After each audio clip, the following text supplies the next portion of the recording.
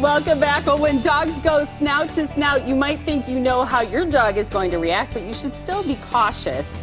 This coming Saturday, many dogs and dog owners will be hightailing it to Sussex Village Park to support the Humane Animal Welfare Society. Look at Frankie peeking in there.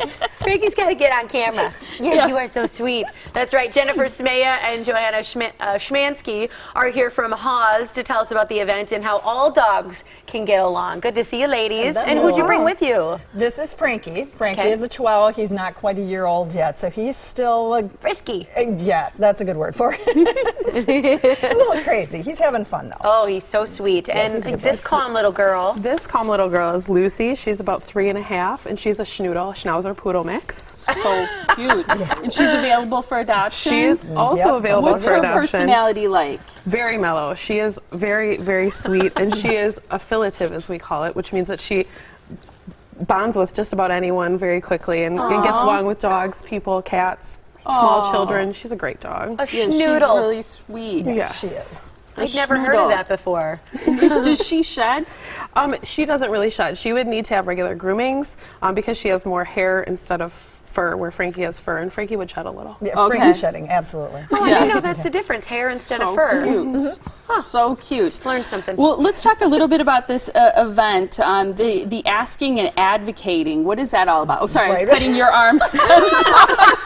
For a second. She's like, whoa. Just getting my attention. I understand that. Oh, you're so sweet. Thank you. You know, often when we are meeting another dog, whether we're having our dog meet another dog or we're personally meeting another dog, the first thing that comes to our mind is, okay, I know I'm supposed to say, can I meet your dog? Can I pet your dog? Which is great, and yes, you should ask that. But at the same time, the owner needs to feel confident to say yes or no.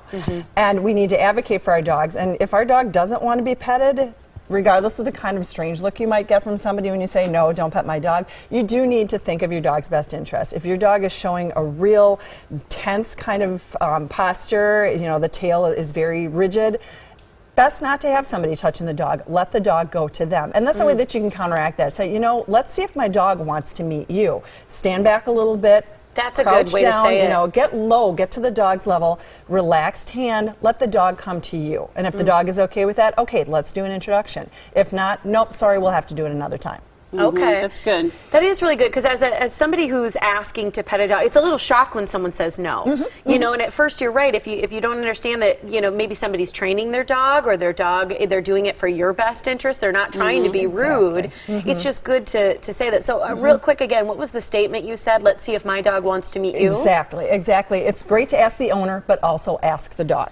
Okay, that's good. How about dog-to-dog meetings and intros? How do you judge that? A lot of it, again, is going to be dog body language. When you have two dogs, especially at an event like this that's coming up, most of them are going to be on a shorter leash, or they should be on a shorter leash. Quick plug, do not use flexi leads, those really long things that you have no control over your dog. Stay with something short. Okay. But when the dogs are on a leash, they feel that tether, so they don't feel that they have an escape. And their natural response, if they don't like the dog that they're going to meet, is going to be to want to escape.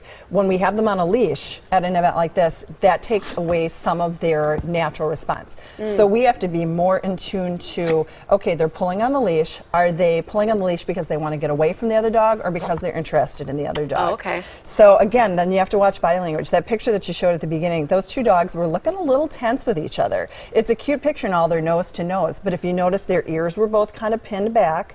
They were very rigid. Their eyes were a little tense. At that point, you know, our first response would be, let's back the dogs off. Let's get them away from each other. Because it's only a second until the barks or the growls start and the lashing out, you know?